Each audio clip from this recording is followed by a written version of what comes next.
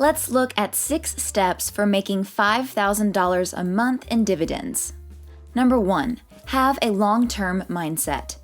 Dividend investing is often touted as a great way to build long-term wealth, and it's true. If you have a consistent strategy that you stick to for the long haul, you can definitely increase your net worth over time.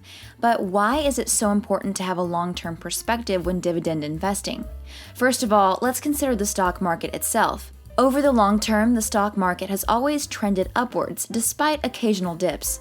This means that if you're patient and invest for the long term, you're more likely to see gains in your investment portfolio. Second, when you reinvest your dividends and reinvest them at regular intervals, you're effectively buying more shares at lower prices, and thus increasing your overall return on investment. Finally, by having a long-term perspective, you're less likely to be swayed by short-term market fluctuations and make impulse decisions that could negatively impact your investment results. So if you're serious about dividend investing, remember to have a long-term perspective. Number 2, adjust your budget so you're able to invest as much as possible. In order to make the most of dividend investing, you need to be disciplined about budgeting for it. That means setting aside a fixed amount of money each month that you can invest. This can be challenging, but it's important to stay focused on your goal. If you can commit to investing regularly, you'll be well on your way to achieving financial independence. And that brings me to step number 3, invest in your dividend stocks regularly. It's important to invest in your dividend stocks on a regular basis. Reinvesting your dividends can help you compound your returns over time. This means that each year you will be earning dividends on your original investment, as well as on any dividends that you have reinvested.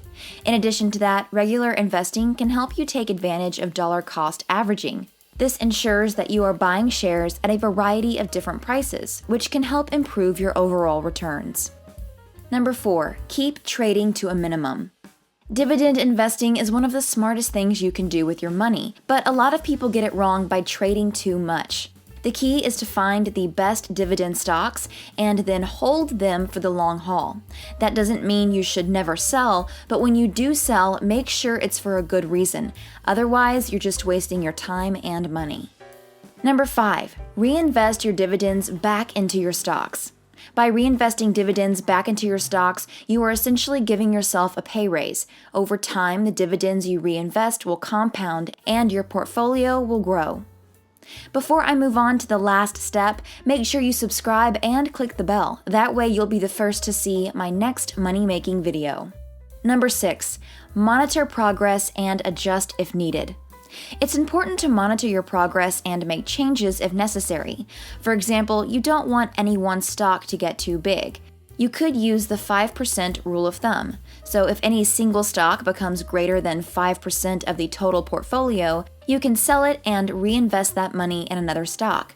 This helps to diversify your portfolio and reduce risk. Make sure you're checking in with your investments at least once every year to make sure everything is as it should be.